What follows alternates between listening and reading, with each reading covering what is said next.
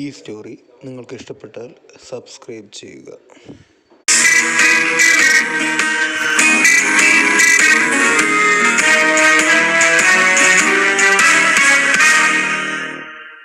അധ്യായം 43. മാലിനിയുടെ വീട്ടിലെ വിരുന്ന് അനന്തൻ പ്രതീക്ഷിച്ചതുപോലെ തന്നെ ഉള്ളൊരു കെണിയായിരുന്നുവെന്ന് അവിടെയുള്ളവരുടെ പെരുമാറ്റത്തിൽ നിന്നും അനന്തന് മനസ്സിലായി. അപ്പോ നഷ്ടപരിഹാരം വാങ്ങിച്ച ശേഷം മാത്രമേ നിങ്ങൾ എന്നെ വിടുന്നുള്ളൂ? എങ്കിൽ ശരി, എന്റെ കയ്യിൽ നിന്ന് കിട്ടാനുള്ളത് വാങ്ങിച്ച ശേഷം എന്നെ പോകാൻ അനുവദിച്ചാൽ മതി. അനന്തൻ ഒരു ഭീഷണിയുടെ രൂപത്തിൽ തന്നെയാണ് അത് പറഞ്ഞത്. അനന്തൻ അത്രയും പറഞ്ഞു തീർന്നതും ജഗൻ തന്റെ 2 കൈകളും ആ തീൻ മേശയിൽ ആഞ്ഞടിച്ചു. അവിടെ നിരത്തി വെച്ചിരുന്ന പാത്രങ്ങൾ മുഴുവനും വായുവിലേക്ക് ഉയർന്നു പൊങ്ങി താഴെ വീണു. എന്താടാ നീയൊക്കെ കരുതിയത്? പാതിരാത്രി വിരുന്നെന്നും പറഞ്ഞ് വിളിച്ചു വരുത്തി അങ്ങ് മൂക്കി വലിച്ചു കയറ്റാന്നോ? ഞങ്ങളെന്താ മണ്ടന്മാരാന്ന് വിചാരിച്ചോ? നിന്നെയൊക്കെ ശരിക്കും മനസ്സിലാക്കിയിട്ട് തന്നെയാ ഞങ്ങള് 2 പേരും ഇറങ്ങി തിരിച്ച്. ഞങ്ങള് കൊടുക്കാൻ നോക്കിയിട്ട് നീയൊക്കെ തന്നെയാ പെട്ടിരിക്കുന്നത്. അതധികം വൈകാതെ നിങ്ങൾക്ക് മനസ്സിലാവും, ജഗൻ പറഞ്ഞു. ജഗൻ അത് പറഞ്ഞു തീർന്നില്ല. അതിനു മുൻപേ മാലിനിയുടെ അമ്മാവൻ അവന് നേരെ പാഞ്ഞു വന്നു. നിമിഷ നേരം കൊണ്ടാണ് അവരെ അനന്തനും ജഗനും ചേർന്ന് ഇടിച്ചു പറത്തിയത്. അവർക്കൊപ്പം സഹായത്തിന് സ്വയം കരുത്തർ എന്ന് വിശ്വസിക്കുന്ന മറ്റു ബന്ധുക്കളും ചേർന്നു. അവരുടെയും വിധി അനന്തന്റെയും ജഗന്റെയും കാൽ ചുവട്ടിൽ കിടന്ന് പിടയാൻ തന്നെയായിരുന്നു. ഇതെല്ലാം കണ്ട് മാറി നിന്ന ത്രയംബകൻ ശൗര്യത്തോടെ അനന്തന്റെ നേർക്ക് ചെന്നു. അയാൾ മുന്നോട്ട് നടക്കുന്നതിനൊപ്പം തന്റെ അരയിൽ ഭദ്രമായി കിടന്ന ഒരു കിഴി തുറന്ന് അതിൽ നിന്ന് കുറച്ച് കല്ലുകൾ എടുത്തു. അത് സാധാരണ കല്ലുകളായിരുന്നില്ല. ഒരു പ്രത്യേക തരത്തിലുള്ള തിളക്കം അവയ്ക്കുണ്ടായിരുന്നു. ത്രയംബകൻ അവിടെ ഉണ്ടായിരുന്ന എല്ലാവരോടുമായി പറഞ്ഞു, പ്രിയ മാന്ത്രികന്മാരെ, നിങ്ങൾ കണ്ടല്ലോ, കാളിയാർ മഠത്തിലെ ഈ തലതെറിച്ച സന്തതിക്ക് എവിടെ നിന്നോ ചില അമാനുഷിക ശക്തികൾ ലഭിച്ചിട്ടുണ്ട്. അതുകൊണ്ടാണ് ഇങ്ങനെ എതിരാളികളെ മിന്നൽ പോലെ ആക്രമിക്കാൻ അവന് സാധിക്കുന്നത്. ഒരുപക്ഷെ കാളിയാർ മഠം പകർന്നു നൽകിയ മന്ത്രങ്ങൾ അവൻ ദുരുപയോഗം ചെയ്യുന്നതാവാം. അല്ലെങ്കിൽ അവൻ ഏതെങ്കിലും പിശാചിനെ ആവാഹിച്ച് വരുതിയിലാക്കിയിട്ടുണ്ടാകാം. അതിനാൽ നിങ്ങൾ അവനോട് നേരിട്ടൊരു കയ്യാങ്കളിക്ക് പോകാതിരിക്കുന്നതാണ് നല്ലത്. അവനെ ഞാൻ ഈ മാന്ത്രിക കല്ലുകൾ കൊണ്ട് നേരിട്ടുകൊള്ളാം. എല്ലാവരും മാറി നിൽക്ക്, ത്രയംബകൻ പറഞ്ഞു. ഞാനും ഒരുപാട് നാളായി നിന്നെ കൊല്ലാൻ ഒരു അവസരം തേടി നടക്കുക. ഒരുപാട് നന്ദിയുണ്ട് സ്വയം ഒരു അവസരം നൽകിക്കൊണ്ട് എന്റെ മുന്നിൽ ഇങ്ങനെ വന്നു നിൽക്കുന്നതിന്. ജഗനും വിട്ടുകൊടുത്തില്ല. ത്രയംബകനെ വെല്ലുവിളിച്ചുകൊണ്ട് മുന്നോട്ട് 2 ചുവട് വച്ച ജഗന്റെ തോളിൽ പിടിച്ചുകൊണ്ട് അനന്തൻ അവനെ തടഞ്ഞു നിർത്തി. ശേഷം ത്രയംബകനെ നേരിടാൻ അനന്തൻ മുന്നോട്ട് ചെന്നു. ഇത് ഞാൻ അവന് വേണ്ടി കരുതി വെച്ചതാ, നീ ഇത് താങ്ങില്ല, ത്രയംബകൻ അനന്തനെ പുച്ഛിച്ചു പറഞ്ഞു. ത്രയംബക, നീ കാണാനിരിക്കുന്നതേ ഉള്ളൂ. എന്റെ ശക്തികൾക്ക് മുന്നിൽ നിന്റെ ഈ മാന്ത്രിക കല്ലുകൾ വെറും ചരലുകൾക്ക് സമം, അനന്തൻ പറഞ്ഞു. വീറോടെയുള്ള അനന്തന്റെ മറുപടി കേട്ട് ത്രയംബകന്റെ മുഖം അപമാനം കൊണ്ട് ചൂളി. അയാൾ ഇടം കാൽ പിന്നോട്ടിറക്കി കൈ 2 മാറിൽ പിണച്ചു പിടിച്ചുകൊണ്ട് മുന്നോട്ട് ആഞ്ഞു നിന്നു. അനന്തനെ ആക്രമിക്കാനുള്ള തയ്യാറെടുപ്പായിരുന്നു അത്. ശേഷം വലം കാൽ നിലത്തുകുത്തി ഒന്ന് വട്ടം കറങ്ങിക്കൊണ്ട് ചാടി അനന്തന്റെ നെഞ്ചിൽ തന്റെ ഇടം കാൽ കൊണ്ട് തൊഴിച്ചു. അയാളുടെ ഒറ്റ ചവിട്ടിൽ തന്നെ അനന്തന് മനസ്സിലായി, താൻ ഇതുവരെ നേരിട്ട എതിരാളികളായി കണ്ട സാധാരണ മനുഷ്യരെ പോലെയല്ല ഇയാളെന്ന്. ഒരു അമാനുഷികമായ ശക്തി അയാളുടെ ചവിട്ടിനുണ്ട്. പക്ഷേ അനന്തന്റെ ശരീരം വജ്ര സമാനമായതിനാൽ അവൻ വേദന അറിഞ്ഞില്ല. വാളുകൾ കൊണ്ട് പോലും മുറിപ്പെടുത്താൻ പ്രയാസമാണ് അവന്റെ ശരീരം. ഇത് നിങ്ങളുടെ മാക്സിമം എനർജി ആണെങ്കിൽ നിങ്ങൾ ഇന്ന് വന്നത് വെറുതെ ആയി പോവേ ഉള്ളൂ. ആ നിൽക്കുന്ന മാലിനി ചേച്ചിയുടെ മുത്തശ്ശൻ എന്ത് പ്രതീക്ഷയോടെയാ നിങ്ങൾ ഇവിടേക്ക് വിളിച്ചു വരുത്തിയേ? അനന്തൻ സഹതാപം നടിച്ചുകൊണ്ട് പറഞ്ഞു. അതിനുശേഷം അനന്തന്റെ താണ്ഡവം തന്നെയായിരുന്നു അവിടെ കണ്ടത്. ത്രയംബകന്റെ അടി പതറിച്ച അനന്തന്റെ നീക്കങ്ങൾ പലതും അവിടെ നിന്നവർ ശ്വാസമടക്കി പിടിച്ചാണ് നോക്കി നിന്നത്. മിന്നൽ വേഗത്തിലുള്ള അനന്തന്റെ പോരാട്ടം എതിർക്കാനാവാതെ വീണുപോയ ത്രയംബകൻ താങ്ങി പിടിച്ച് എഴുന്നേറ്റ് നിന്നു. നിങ്ങൾ 2 പേരും പിശാചുക്കളാ. നിങ്ങളിലെ പൈശാചിക ശക്തിയെ ഞാൻ എന്റെ ദിവ്യാസ്ത്രം കൊണ്ട് നേരിടും. തടയാമെങ്കിൽ തടഞ്ഞോളൂ. പക്ഷേ ദിവ്യാസ്ത്രം ആവാഹിക്കാനായി കൈ ഉയർത്തി മന്ത്രം ജപിക്കുമ്പോൾ ത്രയംബകന്റെ കൈവെള്ളയിൽ വല്ലാത്ത താപമുയർന്നു. അയാൾ പൊള്ളിപ്പിടഞ്ഞുകൊണ്ട് ദിവ്യാസ്ത്രം ആവാഹിക്കാനുള്ള ശ്രമം ഉപേക്ഷിച്ചു. അനന്തന്റെ മുൻപിൽ നിൽക്കുമ്പോൾ തന്റെ ശക്തികളെല്ലാം ചോർന്നു പോകുന്നത് പോലെ അയാൾക്ക് തോന്നി. താൻ കൊടിയ തപസ്സുകൊണ്ട് നേടിയ സിദ്ധികൾ പോലും ഉപയോഗശൂന്യമാകുന്നത് അയാൾ വേദനയോടെയും ഭയത്തോടെയും മനസ്സിലാക്കി. ത്രയംബകനും തോറ്റുപോകുന്നു എന്ന് കണ്ട മാലിനിയുടെ മുത്തശ്ശൻ അനന്തനെ തല്ലാനായി മുന്നോട്ട് വന്നതും ത്രയംബകൻ തന്നെ അയാളെ തടഞ്ഞു. ശങ്കര, അരുത്. ഈ യുവാവിനോടൊരു പോരാട്ടത്തിന് നീ മുതിരരുത്. ഞാൻ പോലും ഇവന്റെ മുന്നിൽ തളർന്നു പോകുന്നു. ഒരു സാധാരണ മനുഷ്യനായി നിനക്ക് കഴിയില്ല ഇവനോട് പിടിച്ചു നിൽക്കാൻ. അവന്റെ കയ്യിലിരുന്ന് പിടയും നീ. അയാൾ പറഞ്ഞു. കാര്യങ്ങൾ നമ്മുടെ കൈവിട്ടു പോവുകയാണല്ലോ. ശങ്കരനാരായണൻ അയാളോട് ചോദിച്ചു.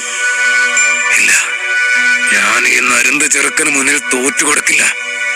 എന്റെ കയ്യില് ഇനിയും ദിവ്യശക്തികൾ പലതുണ്ട്. അത് മുഴുവൻ പ്രയോഗിച്ചിട്ടായാലും ഇവനെ തച്ച് തകർക്കാതെ ഞാൻ അടങ്ങില്ല, ത്രയംബകൻ വിളിച്ചു പറഞ്ഞു. അയാൾ പിന്നെ ഒട്ടും സമയം പാഴാക്കാതെ അരയിൽ കെട്ടിയ കിഴിയിൽ നിന്ന് ഒരു ചെറു വിരലിനോളം മാത്രം വലിപ്പമുള്ള ഒരു ഡപ്പി കയ്യിലെടുത്തു. സ്ഫടികത്തിൽ നിർമ്മിച്ച ചെറിയ ഒരു ഡപ്പി. അതിനുള്ളിൽ 3/4 ഭാഗത്തോളം നിറഞ്ഞു നിൽക്കുന്ന കറുത്ത പൊടി.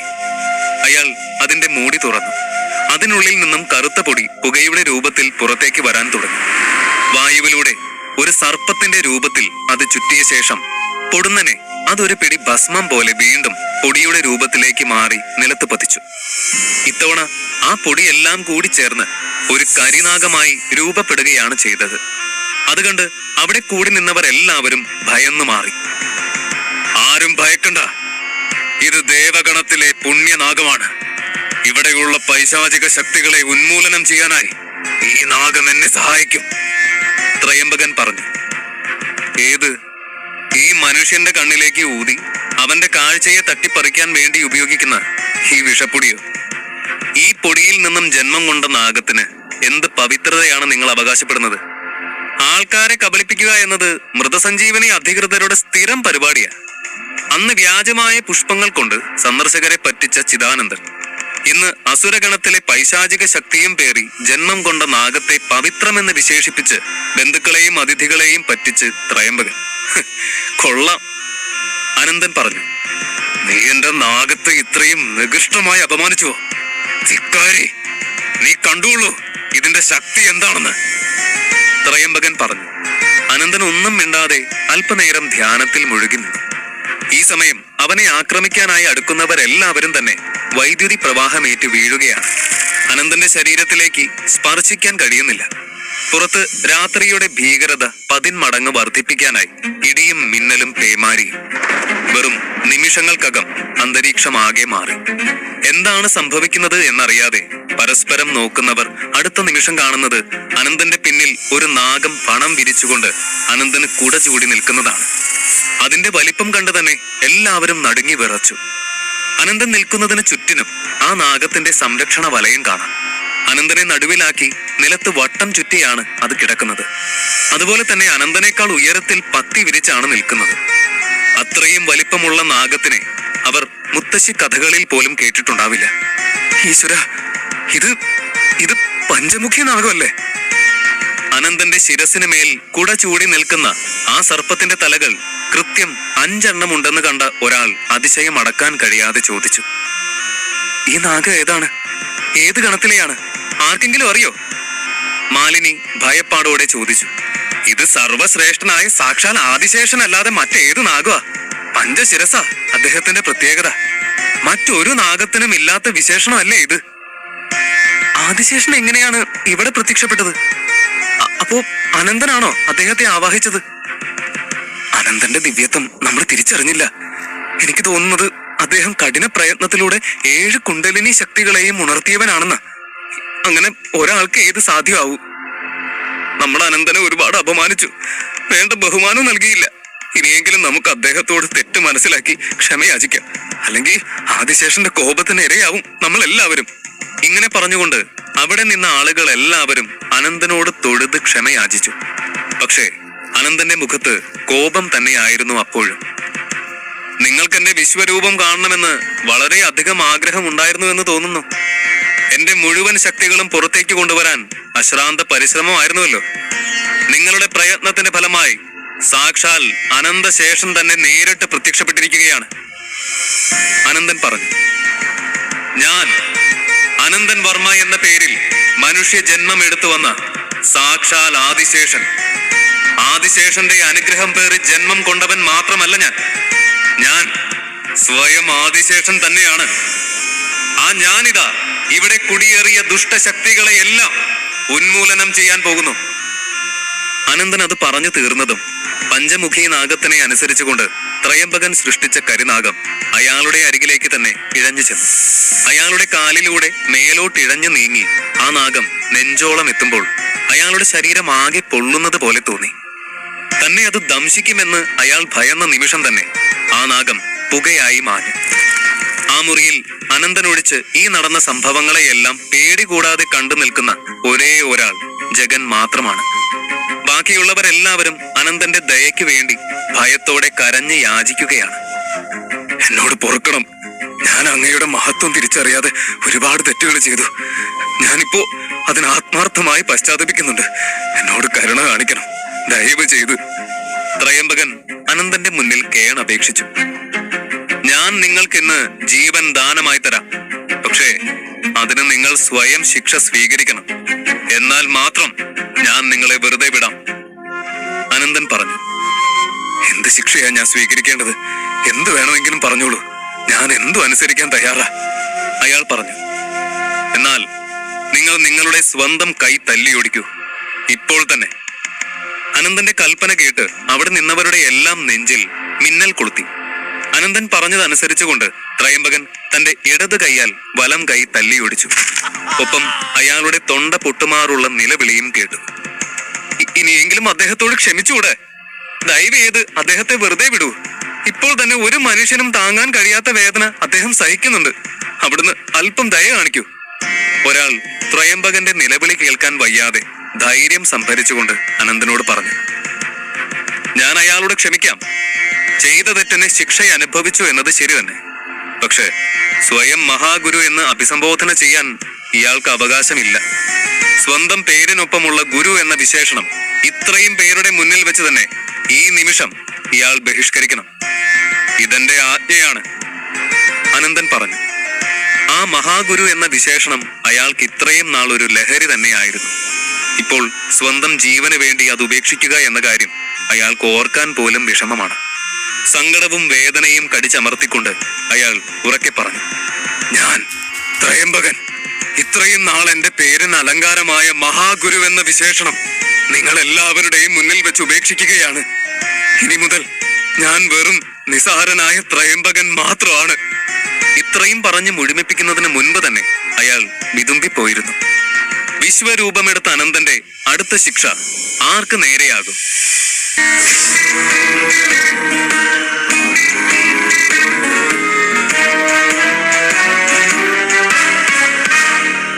അധ്യായം 44.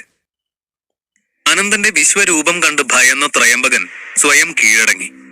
ശേഷം അനന്തന്റെ ആജ്ഞ അനുസരിച്ചുകൊണ്ട് അയാൾ തന്റെ കൈ സ്വയം തല്ലിയൊടിക്കുകയും ഇത്രയും നാൾ അഹങ്കാരത്തോടെ പേരിനൊപ്പം കൊണ്ടു നടന്ന മഹാഗുരു എന്ന വിശേഷണം തിരസ്കരിക്കുകയും ചെയ്തു.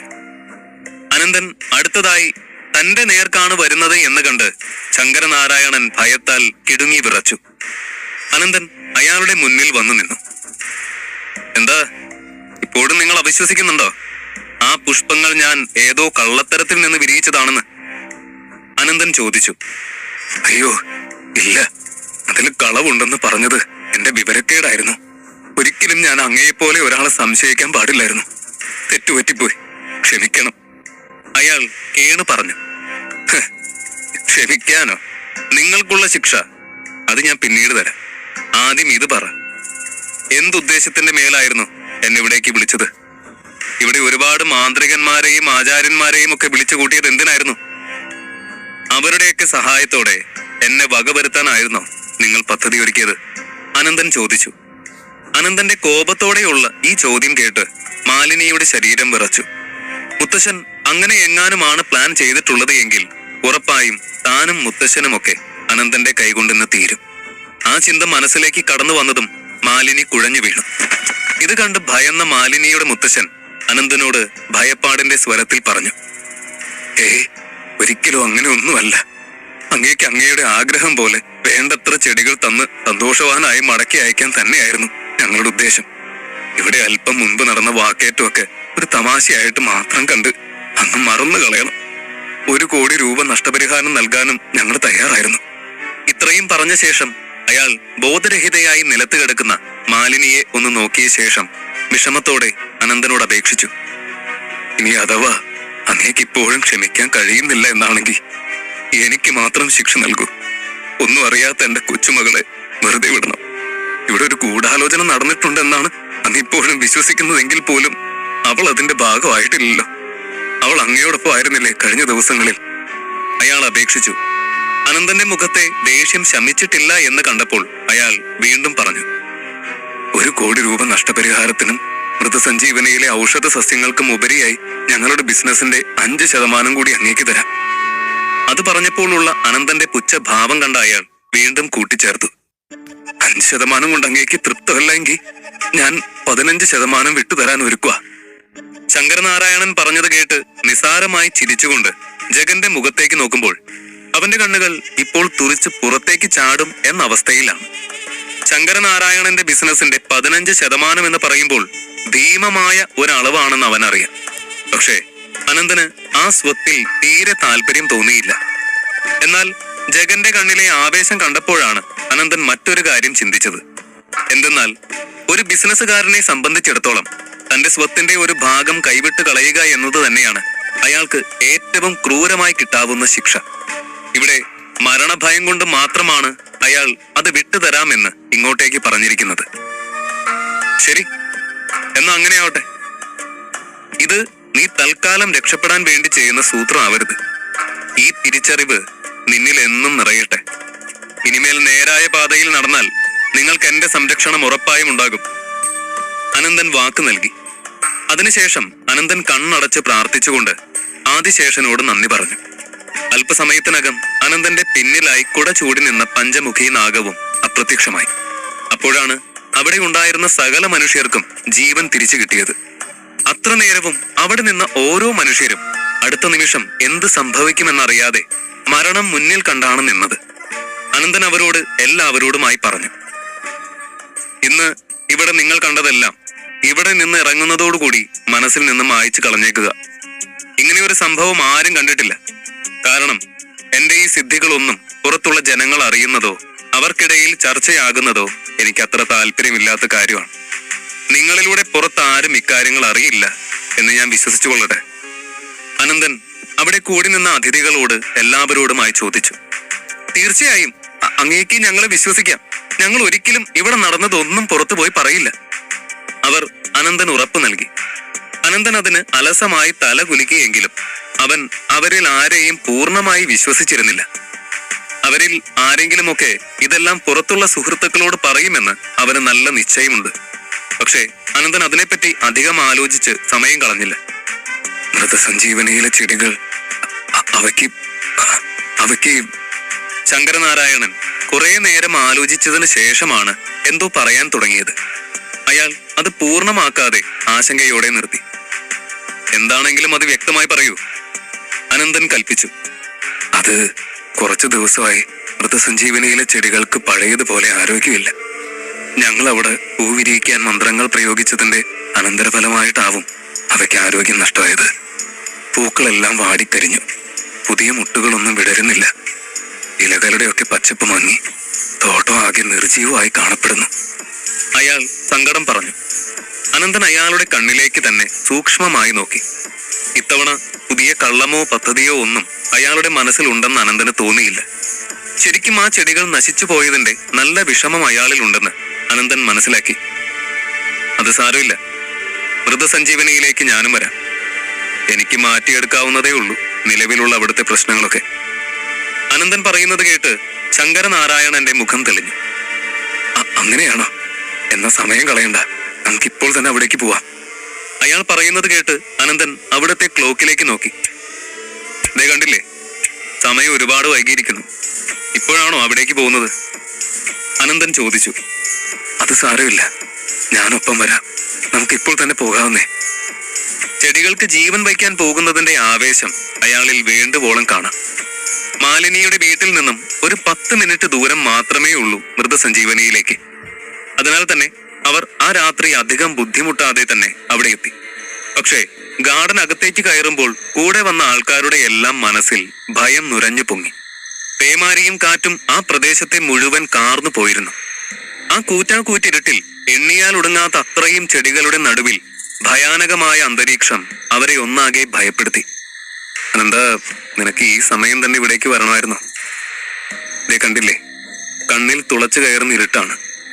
ഈ നേരത്തെ ഇവിടെ വന്നിട്ട് എന്തെടുക്കാന്? നമുക്ക് നാളെ രാവിലെ വന്നാ പോരായിരുന്നു. ജഗനാണത് ചോദിച്ചത്. അനന്തൻ അതിന് മറുപടി ഒന്നും പറഞ്ഞില്ല. അവൻ ആ തോട്ടം മുഴുവൻ കണ്ണുകൾ കൊണ്ടൊഴിഞ്ഞു. ആ കൂറ്റാക്കൂറ്റിരുട്ടിലും അവന് നന്നായി തന്നെ കാണാൻ കഴിയുന്നുണ്ട്. അനന്തൻ കഴിഞ്ഞ ദിവസത്തെ കാര്യങ്ങൾ വെറുതെ ഒന്ന് ഓർത്തു. താനാണ് ഈ പുഷ്പങ്ങളോടെല്ലാം വാടാനായി നിർദ്ദേശം നൽകിയത്. അവയുടെ എല്ലാം തേജസ് വലിച്ചെടുത്തുകൊണ്ടായിരുന്നു അനന്തൻ താൻ സ്വയം സൃഷ്ടിച്ച ശിവമല്ലിപ്പൂവിന് ചൈതന്യം നൽകിയത്. പക്ഷേ താൻ ഒരിക്കലും അതിനുവേണ്ടി ഇത്രയധികം പൂക്കളെ നശിപ്പിക്കാൻ ആഗ്രഹിച്ചിരുന്നില്ല. അവയോട് തൽക്കാലം ഒന്ന് വാടാൻ മാത്രമാണ് താൻ ആവശ്യപ്പെട്ടത്. പക്ഷേ ഇപ്പോൾ ആ പൂക്കളെല്ലാം അഴുകിപ്പോയിരിക്കുന്നു. മാത്രമല്ല പുതിയ മുട്ടുകൾ വിടരുന്നുമില്ല. താൻ അറിയാതെ മറ്റെന്തോ കൂടി ഇവിടെ നടന്നിരിക്കുന്നുവെന്ന് അനന്തൻ തിരിച്ചറിഞ്ഞു. ഇങ്ങനെയൊക്കെ ചിന്തിച്ചുകൊണ്ട് അനന്തൻ അല്പം കൂടി മുന്നോട്ട് നടന്നു. എന്തോ അഴുകിയ പോലൊരു ഗന്ധം അവരുടെയൊക്കെ മൂക്കിലേക്ക് തുളച്ചു കയറി. അനന്തന് അവിടെ എന്താണ് പ്രശ്നമെന്ന് ചെറിയൊരു ധാരണ ലഭിച്ചു. ഇതൊക്കെ ഇനി തന്റെ പ്ലാൻ തന്നെയാണോ? അനന്തന് ചെടികൾ വിട്ടുകൊടുക്കേണ്ടി വരുമെന്ന് ഉറപ്പായപ്പോ താൻ തന്നെയാണോ ഇവിടെ ആകെ കെമിക്കൽ തെളിച്ച് നശിപ്പിച്ചത്? അല്ലാതെ ചെടികളെല്ലാം ഇത്ര പെട്ടെന്ന് എങ്ങനെയാണ് അഴുകിയത്? ജഗൻ ശങ്കരനാരായണനോട് ചോദിച്ചു. അനാവശ്യം പറയരുത്. പറഞ്ഞു എന്തും പറയാന്നായോ? ഈ ഗാർഡൻ ഞങ്ങൾക്ക് ജീവനാ. ഇവിടെ നടന്ന ഓരോ ചെടികളുടെയും വേര് ഞങ്ങളുടെ ഹൃദയത്തിലേക്കാണ് ആഴ്ന്നിറങ്ങാറുള്ളത്. അവ നശിപ്പിക്കാൻ ഞങ്ങൾക്ക് എങ്ങനെയാ കഴിയാ? ശങ്കരനാരായണന് അനന്തനെയും ജഗനെയും ഒക്കെ ഭയമായിരുന്നുവെങ്കിലും അന്നേരം അയാൾ ആ ഭയം പോലും വകവെക്കാതെ ജഗനോട് ദേഷ്യപ്പെട്ടു. ദേഷ്യത്തോടെയാണ് സംസാരിച്ചു തുടങ്ങിയത് എങ്കിലും പറഞ്ഞു നിർത്തുമ്പോഴേക്കും അയാളുടെ സ്വരം ഇടറിപ്പോയിരുന്നു. അതിനുശേഷം ജഗൻ അയാളോട് ഒന്നും സംസാരിക്കാൻ മുതിർന്നില്ല. അയാളുടെ വാക്കുകൾ ആത്മാർത്ഥമായിരുന്നുവെന്ന് ജഗന് മനസ്സിലായി. അല്പനേരം അവർക്കിടയിൽ നല്ല മൗനമായിരുന്നു. ഇവിടെ രാത്രി എങ്ങനെയാ? അകത്ത് സെക്യൂരിറ്റീസ് ഉണ്ടാവോ? അനന്തൻ ചോദിച്ചു. ഇല്ല, ഇവിടെ ഇപ്പോ സെക്യൂരിറ്റികൾ കുറവാ. പുറത്ത് മാത്രമേ രാത്രി കാവലുള്ളൂ. ശങ്കരനാരായണൻ മറുപടി പറഞ്ഞു. അത് വല്ലാതെ വിചിത്രമായിട്ടുണ്ട്. ഞാൻ കരുതിയത് ഇവിടെ അകത്തും ആളനൊക്കെ ഉണ്ടാവുമെന്ന്. അനന്തൻ പറഞ്ഞു. അനന്തൻ പിന്നെയും മുന്നോട്ട് നടന്നു. ഇപ്പോൾ തന്റെ ടോർച്ച് വെളിച്ചം തട്ടിയത് ഏതോ മനുഷ്യന്റെ ശരീരത്തിലാണെന്ന് അനന്തൻ മനസ്സിലാക്കി. അനന്തൻ വീണ്ടും ടോർച്ച് അയാളുടെ മേലേക്ക് അടിച്ചപ്പോൾ ബാക്കിയുള്ളവരും ആ കാഴ്ച വ്യക്തമായി കണ്ടു. ചെടികളുടെ ഇടയിൽ ഒരു മനുഷ്യൻ. ശിവമല്ലിപ്പൂക്കൾ ആളില്ലാത്ത നേരം നോക്കി കട്ടുകൊണ്ടുപോകാൻ വന്നവനായിരിക്കും. അഹങ്കാരി. നിനക്ക് എത്ര ധൈര്യം ഉണ്ടായിട്ടാണ് ഈ രാത്രി ഇവിടേക്ക് അതിക്രമിച്ച് കയറിയത്? നീ ആയിട്ട് ഇവിടെ നിന്ന് പോകുന്നോ അതോ ഞങ്ങൾ നിന്റെ തല തല്ലി പൊളിച്ച് പുറത്തേക്ക് എടുത്ത് എറിയണോ? ജഗൻ ഇത്രയും പറഞ്ഞിട്ടും അയാളിൽ നിന്ന് പ്രതികരണം ഒന്നുമില്ല. അതുകണ്ട് ദേഷ്യത്തോടെ രോഹനും ശങ്കരനാരായണനും ഒക്കെ അയാളോട് ദേഷ്യപ്പെട്ടു. എല്ലാവരും ഒന്നും മിണ്ടാതിരിക്കോ അല്പനേരം? ഇയാൾക്ക് ബോധമില്ലെന്നാ തോന്നുന്നത്. നിങ്ങൾ ഇവിടെ നിന്ന് ഇങ്ങനെ ചാടിത്തുള്ളിയാലും അയാൾ അതൊന്നും അറിയാൻ പോകുന്നില്ല. അനന്തൻ പറഞ്ഞു. അത്രയും പറഞ്ഞുകൊണ്ട് അനന്തൻ ആ മനുഷ്യന്റെ അടുത്തേക്ക് പോയി. അയാളുടെ ശരീരം വളരെ മെലിഞ്ഞ് ദുർബലമായി കാണപ്പെട്ടു. ഇത്രയും ശോഷിച്ച ഒരു മനുഷ്യനെ കണ്ട് അനന്തൻ നെറ്റി ചുളിച്ചു. ആ വ്യക്തിയുടെ ശരീര വടിവുകൾ ശ്രദ്ധിച്ച അനന്തൻ നിലത്തേക്കിരുന്ന് മുഖത്ത് വെട്ടം തെളിച്ചപ്പോഴാണ് അതൊരു സ്ത്രീയാണെന്ന് എല്ലാവരും മനസ്സിലാക്കിയത്. ഒരു പെൺകുട്ടിയാണല്ലോ, കാണാനും വളരെ സുന്ദരി. ഇവൾ ഈ രാത്രി ഇവിടെ എങ്ങനെ വന്നു? ജീവനുണ്ടോ അവൾക്ക്? ആരെങ്കിലും ഒന്ന് വേഗം പോലീസിനെ അറിയിക്കേ. രോഹനാണ് അത് പറഞ്ഞത്. അനന്തൻ രോഹന്റെയും ചുറ്റുമുള്ളവരുടെയും ഒന്നും സംസാരം വകവെച്ചില്ല. അവൻ ആ പെൺകുട്ടിയുടെ മുഖത്തേക്ക് തന്നെ നോക്കി. നല്ല ഓമനത്വമുള്ള മുഖമാണ്. ഇവൾ എങ്ങനെ ഈ രാത്രി ഇവിടെ വന്നു എന്ന് തന്നെയായിരുന്നു അനന്തന്റെയും ചിന്ത. അതിനോടൊപ്പം തന്നെ ആ മുഖം അവൻ എപ്പോഴോ കണ്ടതുപോലെ ഒരു മങ്ങിയ ഓർമ്മയും അവനെ വേട്ടയാടി. അല്പനേരത്തെ ആലോചനയ്ക്ക് ശേഷം അനന്തൻ ഓർമ്മയിൽ നിന്നും അവളെ കണ്ടെത്തി. ഇത് സൈരന്ധ്രിയല്ലേ? ഇവളെങ്ങനെ ഈ അവസ്ഥയിൽ ഇവിടെ? അവളെ തിരിച്ചറിഞ്ഞ അനന്തൻ ഒരു നിമിഷം വല്ലാതെയായി. അന്ന് അവൾ ആ ബാറിൽ വെച്ച് കണ്ടപ്പോൾ തന്റെ പൂച്ചയെ തിരികെ തരണമെന്ന് ആവശ്യപ്പെട്ടിരുന്നു. പക്ഷെ അതിനുശേഷം ഇന്നാണ് അവൻ സൈരന്ധ്രിയെ വീണ്ടും കാണുന്നത്. മുറിവുകളൊന്നും കാണുന്നില്ല ശരീരത്തിലെങ്ങും. അനന്തൻ അവളുടെ നാടി പിടിച്ചു നോക്കി. എന്തോ ഒരു മാന്ത്രിക ശക്തിയുടെ ഫലമായി ബോധം നഷ്ടമായതാണെന്ന് അനന്തൻ തിരിച്ചറിഞ്ഞു.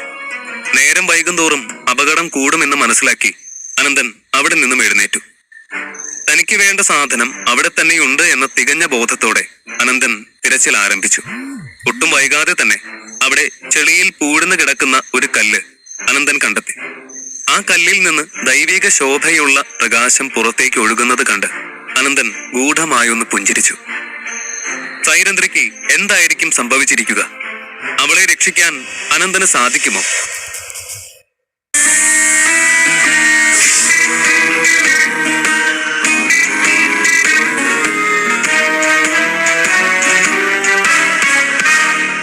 അധ്യായം 45. അർദ്ധരാത്രി മാലിനിയുടെ മുത്തശ്ശനും കൂട്ടർക്കുമൊപ്പം മൃതസഞ്ജീവനിയിലെത്തിയ അനന്തൻ അവിടെ ബോധരഹിതയായി കിടക്കുന്ന സൈരന്ധ്രിയെ കാണുന്നു.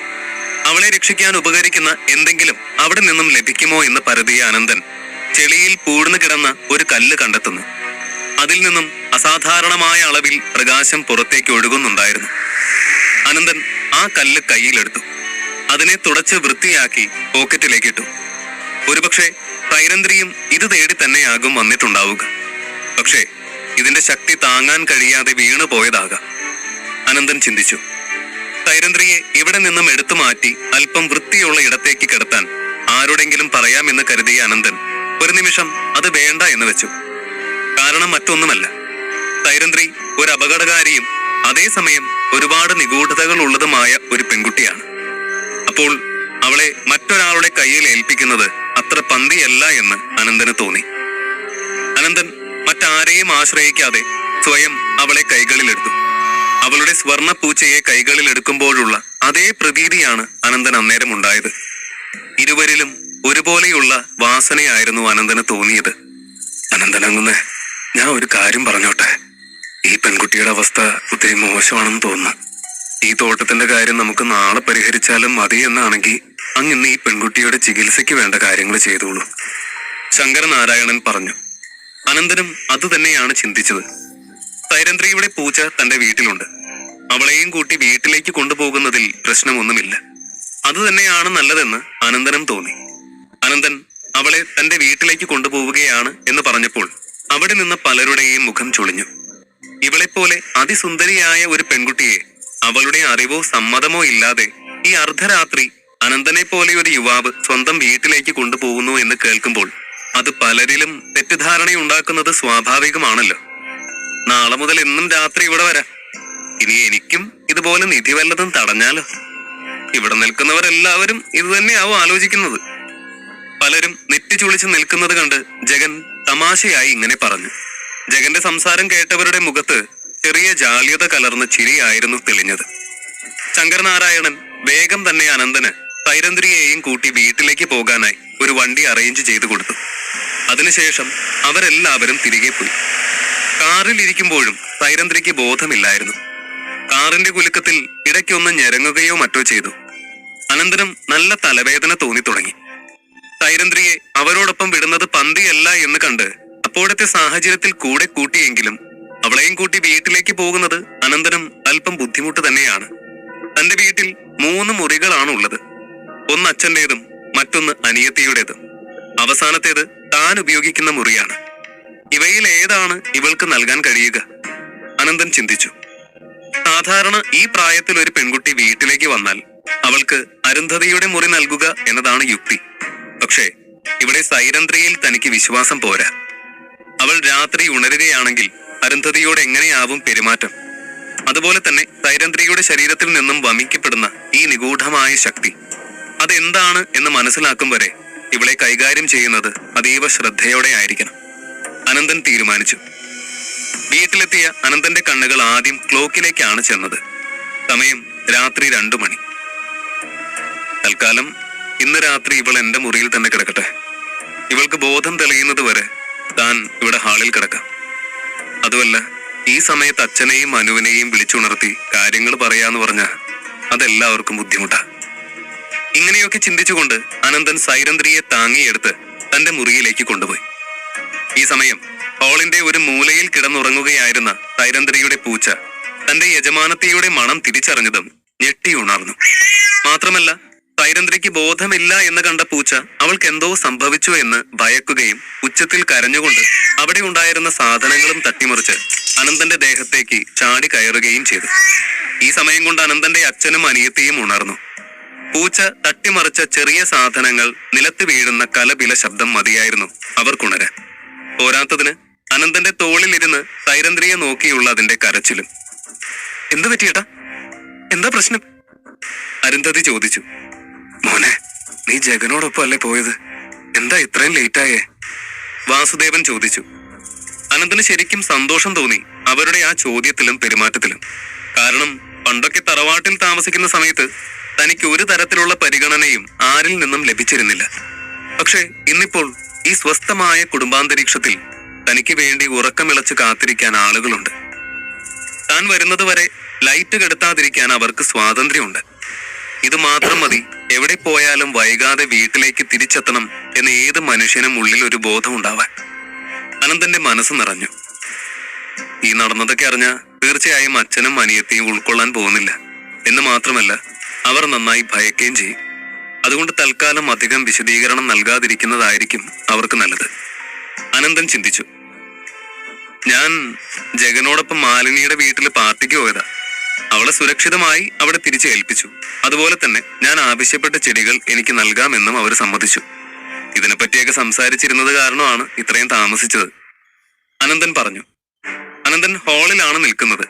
മുറിയിൽ സൈരന്ധ്രി കിടക്കുന്നത് ഹാളിൽ നിൽക്കുന്ന അച്ഛനും അനിയത്തിക്കും കാണാൻ കഴിഞ്ഞില്ല. അത് മനസ്സിലാക്കി അനന്തൻ അവരെ തന്ത്രപൂർവ്വം ഉറങ്ങാനായി പറഞ്ഞുവിട്ടു. അനന്തൻ ബാത്റൂമിലേക്ക് ചെന്ന് കൈകൾ കഴുകി പോക്കറ്റിൽ നിന്നും ആ കല്ലെടുത്ത് ഒന്നുകൂടി വൃത്തിയാക്കി അതൊരു കുഞ്ഞു പെട്ടിയിൽ വെച്ച ശേഷം ഭദ്രമായി വീണ്ടും പോക്കറ്റിലേക്കിട്ടു. സുന്ദരി പൂച്ചേ, നിന്റെ ചേച്ചിയെ നന്നായിട്ട് നോക്കിക്കൊള്ളൂ. ഞാൻ അവിടെ പുറത്തുണ്ടാവും. അതിന്റെ തലയിൽ തലോടിക്കൊണ്ട് അനന്തൻ പറഞ്ഞു. ഹാളിലിരിക്കുന്ന സമയം അത്രയും അനന്തന്റെ മനസ്സ് പലവിധ ചിന്തകളിൽ മുഴുകിയിരുന്നു. അവനറിയാം ഇനിയും ഒരുപാട് കാര്യങ്ങൾ തനിക്ക് ചെയ്യാനുണ്ടെന്ന്. അച്ഛന്റെ ഡിസ്പെൻസറി അച്ഛന് പൂർണ്ണമായി വിട്ടുകൊടുക്കണമെങ്കിൽ പോലും ഇനിയും ഒരുപാട് സമയം വേണ്ടിവരും. ആരും ഇനി ആ ഡിസ്പെൻസറിക്ക് വേണ്ടി വാദിച്ചുകൊണ്ട് അവിടേക്ക് കയറി വന്ന് അച്ഛനെ ശല്യപ്പെടുത്താൻ പാടില്ല.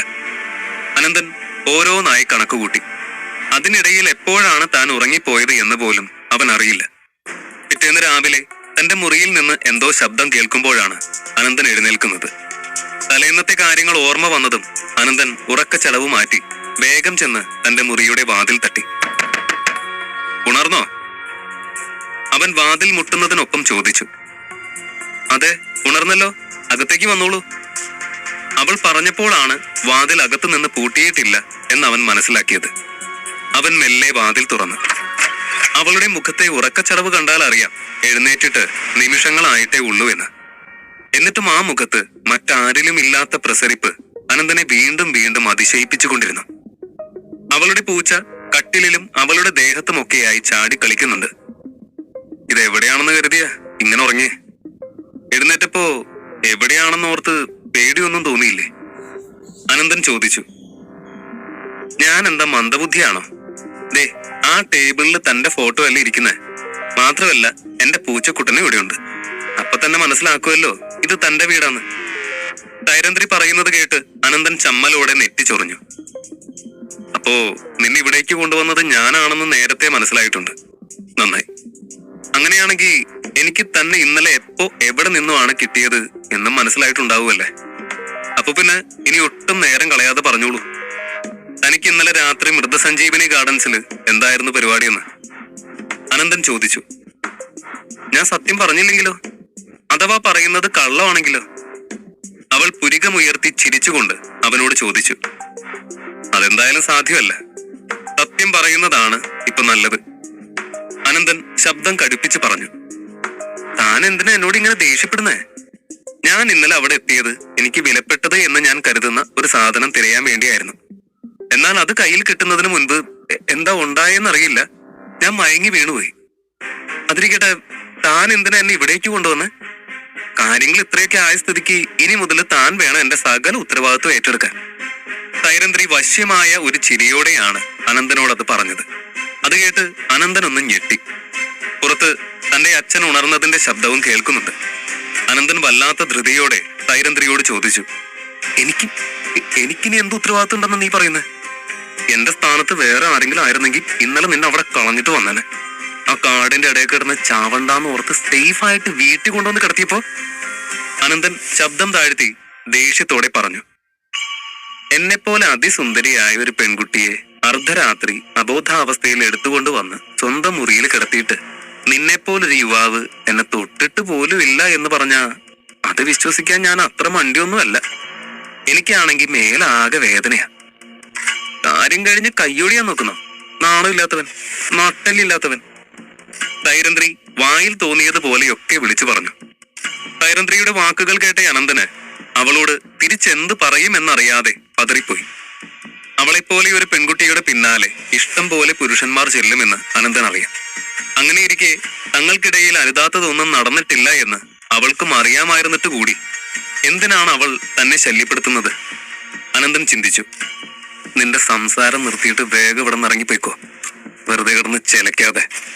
ഇത്രയും നെറികെട്ടവളാണ് നീയെന്ന് നേരത്തെ ഞാൻ അറിഞ്ഞിരുന്നെങ്കിലേ ഒരിക്കലും നിന്നെ ഞാൻ അവിടെ രക്ഷിക്കാൻ ശ്രമിക്കില്ലായിരുന്നു.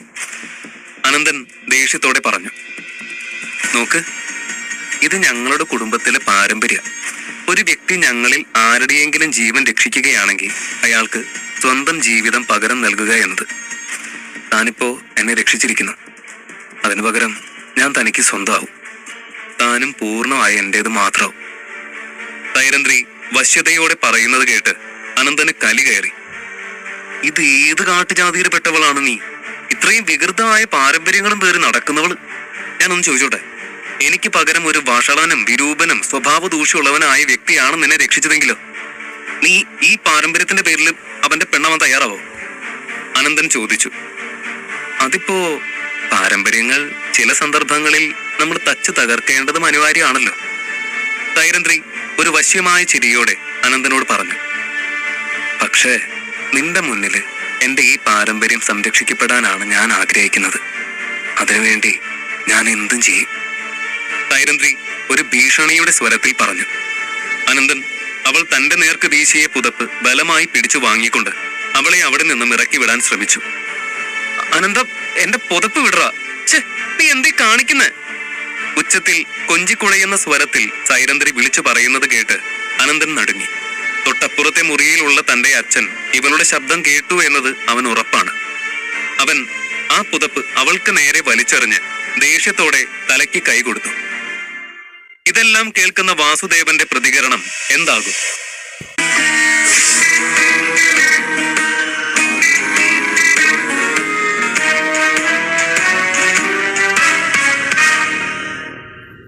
അധ്യായം 46.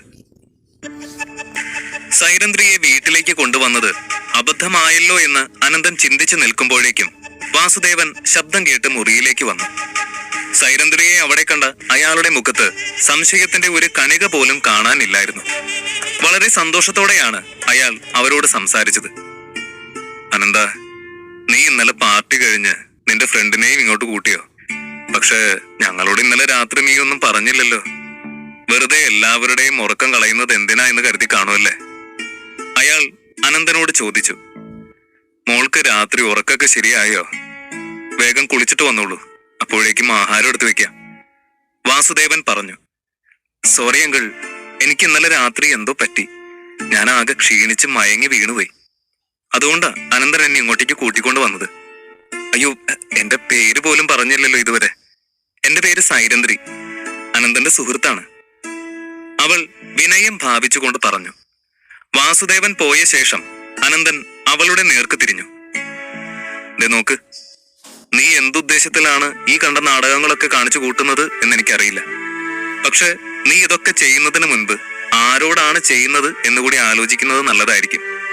തന്ത്രപൂർവം വീടിനുള്ളിൽ വരെ കയറിപ്പറ്റിയ സ്ഥിതിക്ക് പറയാ, എന്റെ കുടുംബത്തെ ദ്രോഹിക്കാൻ അങ്ങാനുമാണ് നിന്റെ പദ്ധതിയെങ്കിൽ ബാക്കി വെച്ചേക്കില്ല നിന്നെ ഞാൻ. അനന്തൻ പറഞ്ഞു. അനന്തന്റെ കോപം കണ്ട സൈരന്ധ്രി അലസമായ മന്ദഹാസത്തോടെ കട്ടിലിൽ ചാരിയിരുന്നു. താനിങ്ങനെ വെറുതെ കിടന്ന് ദേഷ്യം കാണിക്കാതെ. എന്തായാലും ഞാൻ ഒരു കാര്യം പറയാം. ഇയാളീ കരുതുന്നത് പോലെ വലിയ ദുരുദ്ദേശമൊന്നും എനിക്കില്ല. ഇയാളുടെ ആ പാപം പിടിച്ച അച്ഛനെയും വീട്ടുകാരെയും ഒന്നും ദ്രോഹിക്കണം എന്ന ഉദ്ദേശവും എനിക്ക് തീരെയില്ല. സൈരന്ധ്രി പറഞ്ഞു. നിനക്കിനി പ്രത്യേകിച്ച് വല്ല ഉദ്ദേശം ഉണ്ടോ ഇല്ലയോ അതെനിക്കറിയണ്ട. ഏതായാലും അച്ഛന്റെ മുന്നിൽ കുറെ വിനയം വാരി വിതറി അഭിനയിച്ചതല്ലേ. ചെന്ന് ആഹാരം കഴിച്ചിട്ട് ഇവിടുന്ന് സ്ഥലം വിടാൻ നോക്ക്, അനന്തൻ പറഞ്ഞു. അനന്തൻ അറിയാം സൈരന്ധ്രി വളരെ സുന്ദരിയാണെന്ന്. അവളെ ഒരു നോട്ടം കണ്ടാൽ മതി. ഏത് പുരുഷനും ആകർഷണം തോന്നാൻ മാത്രം രൂപലാവണ്യം അവൾക്കുണ്ടെന്ന് അനന്തനും തോന്നിയിട്ടുള്ളതാണ്.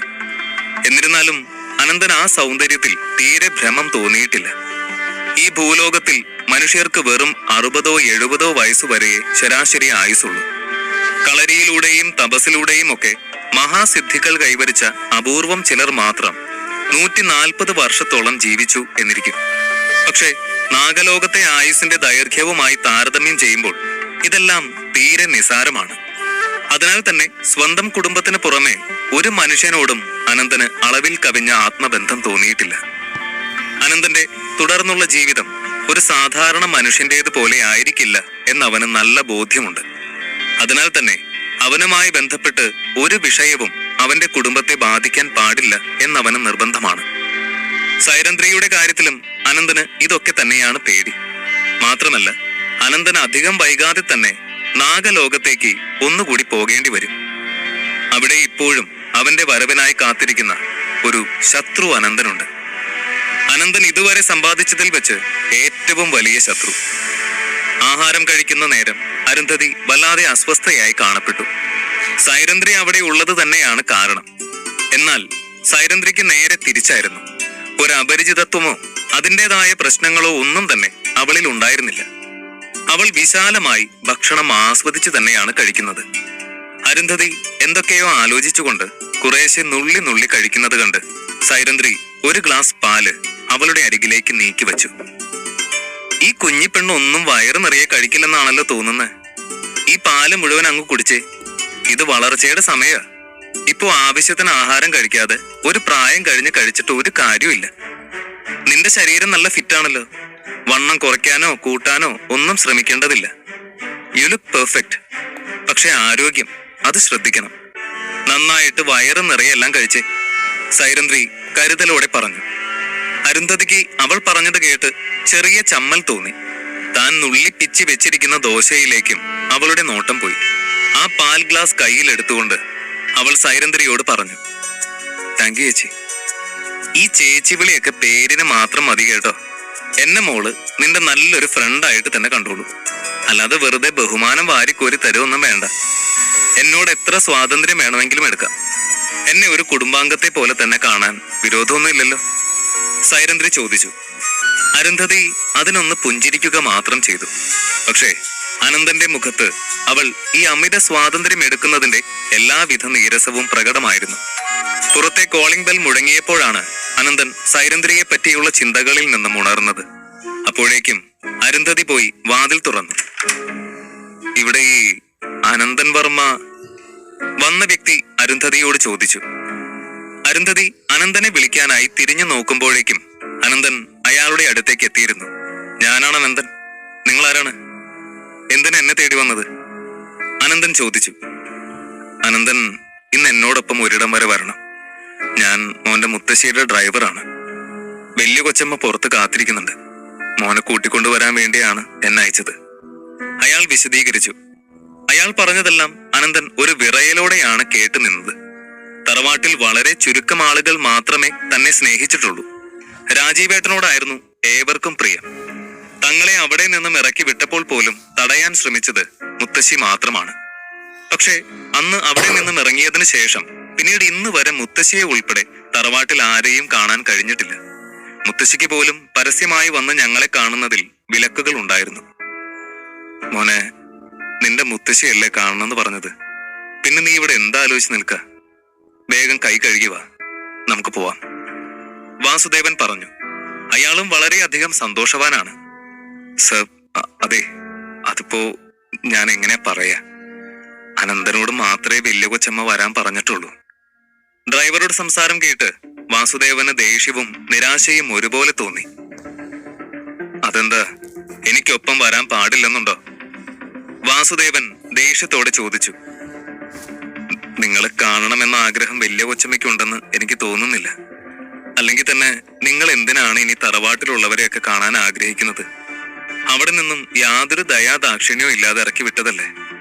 ഇപ്പോ എന്തോ നല്ല മനസ്സ് തോന്നിയാണ് അനന്തൻ കുഞ്ഞിനെ കാണണമെന്ന് ആവശ്യപ്പെട്ടത്. വലിയ കൊച്ചമ്മയ്ക്കും ഇനി ഇതുപോലുള്ള അവസരം കിട്ടുമെന്ന് തോന്നുന്നില്ല. ഇപ്പൊ തന്നെ തറവാട്ടിലുള്ള മറ്റാരും അറിയാതെയാ വന്നിരിക്കുന്നത്. അതിനിടയിൽ നിങ്ങളും കൂടി വരണമെന്നില്ല. മാത്രമല്ല, ഇതൊക്കെ ബാക്കിയുള്ളവർ അറിഞ്ഞാൽ എന്റെ ജോലി കൂടി പോവും. അതുകൊണ്ടാ. സാറിന് എന്നോട് വിരോധമൊന്നും തോന്നല്ലേ, ഡ്രൈവർ പറഞ്ഞു. അനന്തൻ ആകെ ദേഷ്യം ഇരച്ചു കയറുന്നുണ്ട്. ഒരു ഡ്രൈവർ പോലും എന്ത് അഹങ്കാരത്തോടെയും ധാർഷ്ട്യത്തോടെയുമാണ് തന്റെ അച്ഛനോട് സംസാരിക്കുന്നത്. തറവാട്ടിൽ നിന്നും പടിയിറക്കി വിട്ടവൻ എന്ന കാഴ്ചപ്പാട് മാത്രമാണ് അയാൾക്ക് തന്റെ അച്ഛനോടുള്ളത്. അല്ലാതെ ഒരു വൈദ്യൻ എന്ന നിലയിലോ ഒരു മനുഷ്യൻ എന്ന നിലയിലോ പോലും അയാൾ അച്ഛനെ ബഹുമാനിക്കുന്നില്ല എന്ന് അനന്തൻ അസ്വസ്ഥതയോടെ മനസ്സിലാക്കി. സാരമില്ല മോനെ, ഇനി ഇവിടെ നിന്ന് ഒന്നും ആലോചിച്ച് സമയം കളയണ്ട.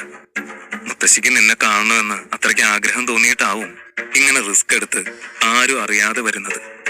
നീ വേഗം പോയിട്ടു. വാസുദേവൻ അനന്തന്റെ ചിന്തകൾ എന്തായിരിക്കുമെന്ന് ഊഹിച്ചുകൊണ്ട് അവനെ പോകാൻ പ്രേരിപ്പിച്ചു. അനന്തൻ അച്ഛനെ എതിർക്കാതെ അയാൾക്കൊപ്പം പോകാൻ തീരുമാനിച്ചു. നിലവിലെ സാഹചര്യം അവന് നന്നായി അറിയാം. അതിനാൽ തന്നെ അച്ഛനെയോ അരുന്ധതിയെയോ കാണണമെന്ന് മുത്തശ്ശി താല്പര്യം കാണിക്കാത്തതിൽ അനന്തൻ വലിയ വിഷമം കാണിച്ചില്ല. പക്ഷേ ഒന്നവൻ മനസ്സിൽ ഉറപ്പിച്ചിരുന്നു.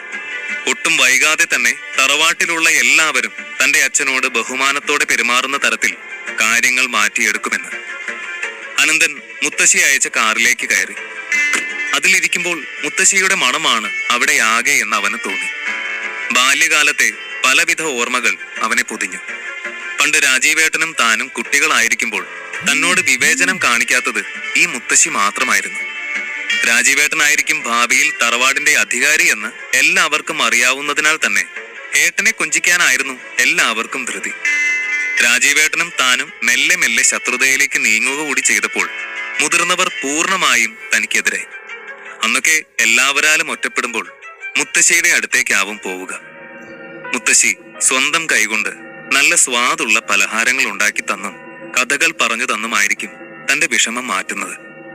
അനന്തൻ സീറ്റിൽ ചാരിക്കിടന്ന് ഇങ്ങനെ പലതും ഓർത്തു. മുത്തശ്ശൻ ഇറക്കി വിടുന്ന നേരത്ത് തറവാട്ടിലെ ആരും തന്നെ അച്ഛനോടോ തന്നോടോ ഒരു വാക്ക് സംസാരിക്കാൻ പോലും ധൈര്യപ്പെട്ടില്ല. മുത്തശ്ശി മാത്രമായിരുന്നു ആരെയും കൂസാതെ വന്ന് കുറച്ച് പൈസ തന്റെ കയ്യിൽ വെച്ച് തന്നത്. അന്ന് മുത്തശ്ശി പറയുകയും ചെയ്തു, അവരുടെ സ്വർണവും കാശും എല്ലാം തന്നെ മുത്തശ്ശന്റെ പക്കലാണ് ഇരിക്കുന്നത് എന്ന്.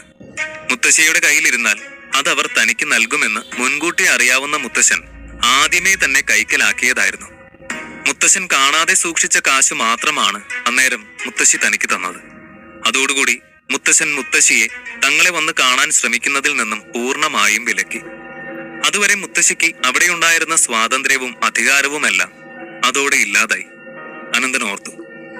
ഭൂതകാലത്തിലെ കൈപ്പേറിയ ഓർമ്മകളും അയവിറക്കി കണ്ണുകൾ അടച്ചിരിക്കവേ അനന്തൻ അറിഞ്ഞില്ല കാർ കോഫി പാലസിലെത്തിയ കാര്യം. കാർ നിർത്തിയതറിഞ്ഞ് അവൻ ചുറ്റും നോക്കി. കോഫി പാലസ് വളരെ വലിയൊരു ആഡംബര ഹോട്ടൽ തന്നെയായിരുന്നു. അവൻ അകത്തേക്ക് കയറിയതും ഒരു സ്റ്റാഫ് അവന്റെ അടുത്തേക്ക് വന്ന് പേര് ചോദിച്ചു. അനന്തൻ വർമ്മ എന്ന് കേട്ടതും മുത്തശ്ശി മുകളിലത്തെ റൂമിലുണ്ടെന്നും പറഞ്ഞ് അയാൾ അവനെ അങ്ങോട്ടേക്ക് കൂട്ടി. റൂമിലെ സോഫയിൽ ഒരു കാഞ്ചീപുരം പട്ടുസാരി ഉടുത്ത് അതിനു മേലെ തണുപ്പകറ്റാൻ ഒരു ജാക്കറ്റും ധരിച്ച മുത്തശ്ശി തന്നെയും കാത്തിരിക്കുന്നത് അവൻ കണ്ടു. മുഖത്തും കയ്യിലുമൊക്കെ ചുളിവുകൾ വീണിട്ടുണ്ട്. മുഖത്തെ കണ്ണട പ്രായാധിക്യം വിളിച്ചു പറയുന്നുണ്ട്. അവൻ മുത്തശ്ശിയുടെ അടുത്തേക്ക് ചെന്നു. അതൊരു സ്വകാര്യ മുറി ആയിരുന്നില്ല. അതിനാൽ തന്നെ അവിടെ മറ്റു ചിലരും ഉണ്ടായിരുന്നു. എല്ലാവരും അവരവരുടെ കാര്യങ്ങൾ മാത്രം ശ്രദ്ധിക്കുന്നു. അനന്തനെ കണ്ടതും മുത്തശ്ശി സോഫയിൽ നിന്നും എഴുന്നേറ്റു. മുത്തശ്ശി, ഞാൻ എത്തി, അനന്തൻ പറഞ്ഞു. മോനെ അനന്തു, എന്റെ കുട്ടി, ഇത് നീ തന്നെയാണോ? നീ വല്ലാതെ മാറിപ്പോയി. വലിയ ചെക്കനായതുപോലെ. ഒരുപാടായില്ലേ കണ്ടിട്ട്. വയ്യായി ഒക്കെ മാറിയല്ലോ. അത് മതി ഈ മുത്തശ്ശിക്ക്. ഇങ്ങനെ ഒന്ന് കാണാൻ പറ്റിയല്ലോ എന്റെ കുട്ടീനെ. മുത്തശ്ശി അവന്റെ മുഖത്ത് തലോടിക്കൊണ്ട് പറഞ്ഞു. നിനക്ക് ആക്സിഡന്റ് ആയതും കിടപ്പിലായതും എല്ലാം ഞാൻ അറിയുന്നുണ്ടായിരുന്നു. ഒന്ന് വന്ന് കാണാൻ പോലും കഴിഞ്ഞില്ല. മോനെ അങ്ങനെ കാണാൻ ഈ കിഴവിക്ക് കരുത്തുണ്ടായില്ല. സാരമില്ല, എന്റെ കുട്ടി എഴുന്നേറ്റ് കണ്ടല്ലോ, അത് മതി. ഇനി ഈ മുത്തശ്ശിയെ കാലം വന്ന് വിളിച്ചാലും സന്തോഷത്തോടെ അങ്ങ് പോവും. ഞാൻ മരിക്കുന്നതിന് മുന്നേ എന്റെ കുട്ടിയെ ആരോഗ്യത്തോടെ ഒന്ന് കാണണമെന്നുണ്ടായിരുന്നു. അത് നടന്നല്ലോ. വേറൊന്നും ഈ ജന്മത്തിൽ ഇനി വേണ്ട, മുത്തശ്ശി പറഞ്ഞു. മുത്തശ്ശി ഇങ്ങനെ വിഷമിക്കാതെ, എനിക്കെല്ലാം ഭേദമായല്ലോ. മാത്രമല്ല മുത്തശ്ശി ഇനി ഒരുപാട് കാലം ജീവിക്കുകയും ചെയ്യും. അങ്ങനെ ഉടനെ ഒന്നും കാലം വന്ന് വിളിക്കാനൊന്നും പോകുന്നില്ല. ഇനി വിളിച്ചാലൊട്ട് മുത്തശ്ശി കൂടെ ചെല്ലുന്നുമില്ല. ഇനിയും ഈ ജീവിതത്തിൽ എന്തൊക്കെ നല്ല കാര്യങ്ങൾ കാണാനുള്ളതാ, അനന്തൻ പറഞ്ഞു. ആഹാ, നല്ല ആളാണല്ലോ. അപ്പോഴേക്കും തുടങ്ങിയോ കരച്ചില്? എന്റെ മുത്തശ്ശി മതി, വെറുതെ കുട്ടികളെ പോലെ. മുത്തശ്ശി കരയുന്നത് കണ്ട് അനന്തൻ അവരെ ചേർത്ത് പിടിച്ചുകൊണ്ട് പറഞ്ഞു. ഞാൻ അപ്പോഴേ പറഞ്ഞതാ മുത്തശ്ശിയോട്, ഇവിടെ എത്തി അനന്തനെ കാണുമ്പോഴേക്കും കരച്ചില് തുടങ്ങരുത് എന്ന്. എന്നിട്ട് എനിക്ക് തന്ന വാക്ക് തെറ്റിച്ചല്ലോ. പെട്ടെന്ന് പുറകിൽ നിന്ന് ഒരു പെൺകുട്ടിയുടെ ശബ്ദം കേട്ട് അതാരാണ് എന്നറിയാൻ അനന്തൻ തിരിഞ്ഞു നോക്കി. ആരായിരിക്കും അനന്തന്റെ മുത്തശ്ശിക്കൊപ്പമുള്ള ആ പെൺകുട്ടി?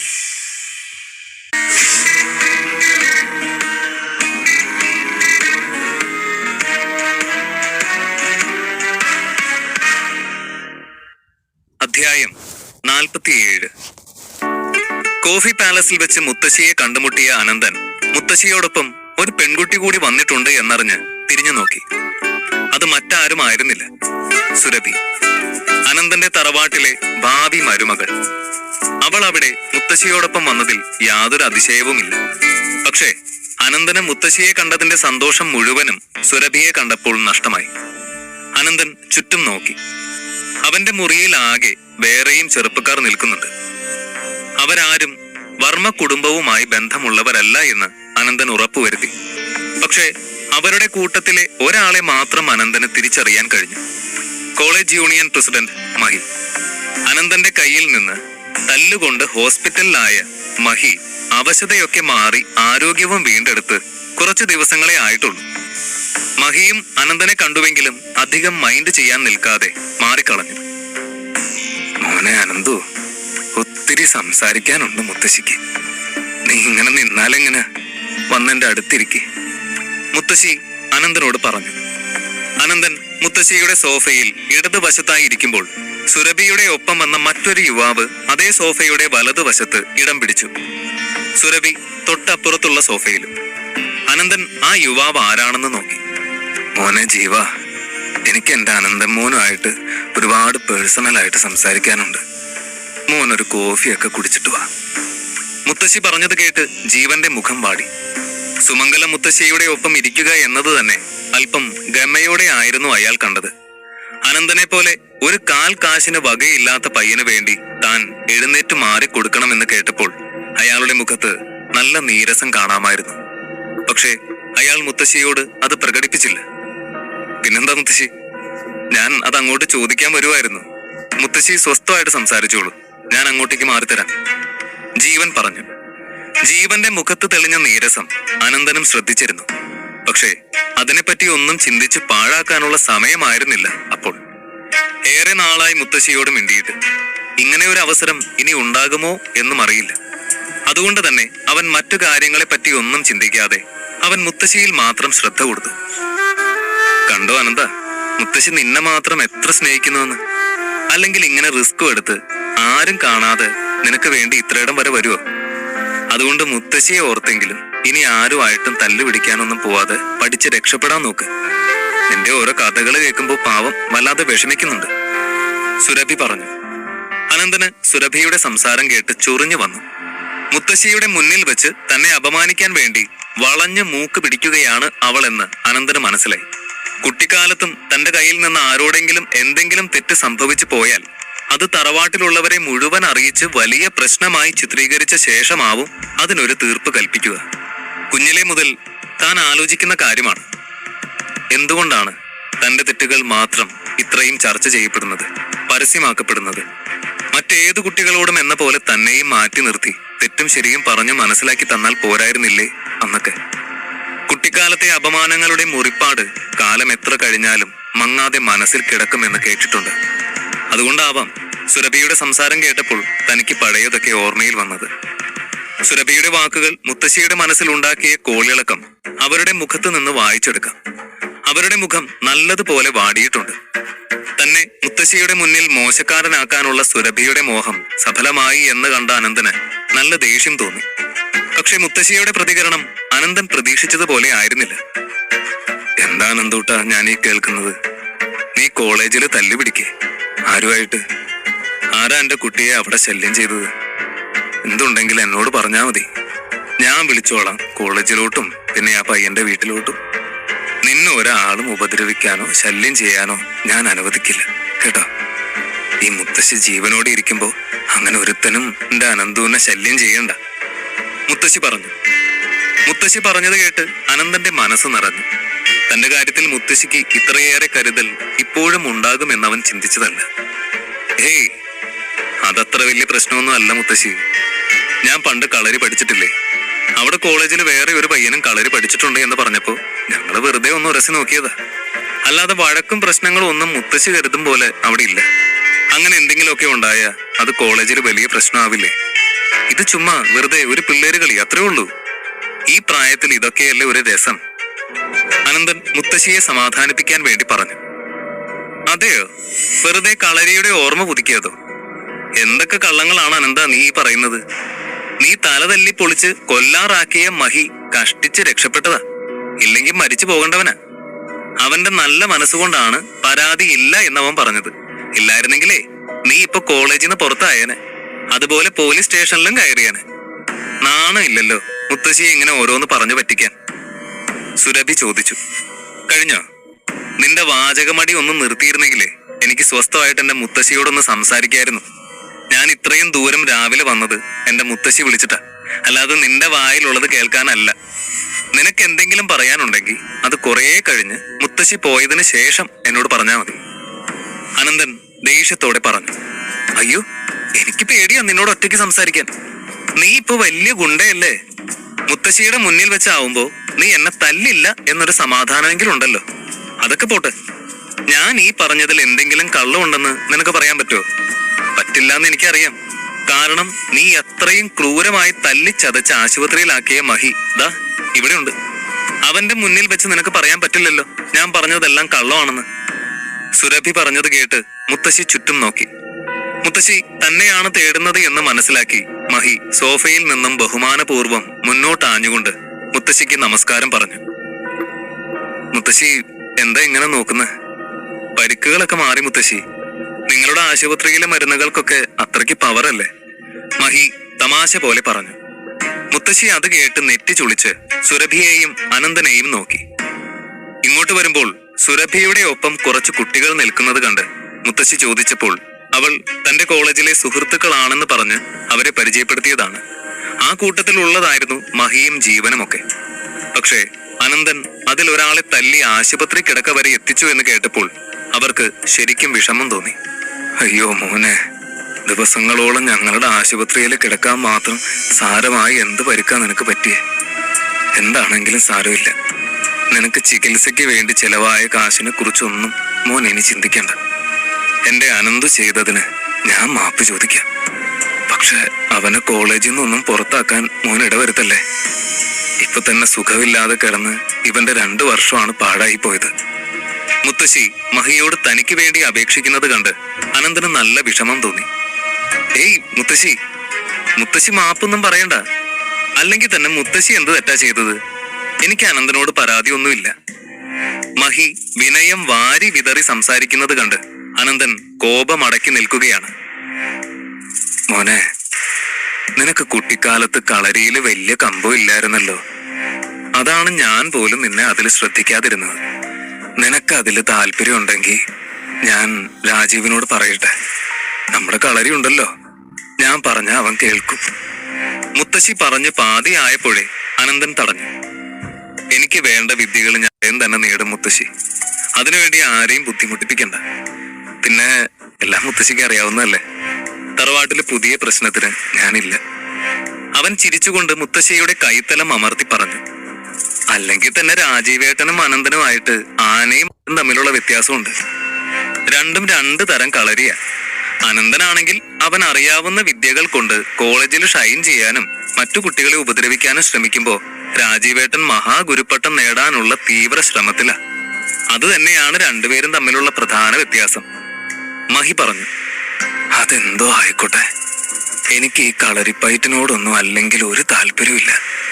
എല്ലാം മറ്റുള്ളവരെ നോവിച്ചുകൊണ്ട് കീഴ്പ്പെടുത്തി വിജയിക്കുന്ന പരിപാടിയല്ലേ. അതിപ്പോ എത്ര വലിയ മഹാഗുരു എന്ന് പറഞ്ഞാലും അങ്ങനെയൊക്കെ തന്നെയല്ലേ വളരുന്നത്.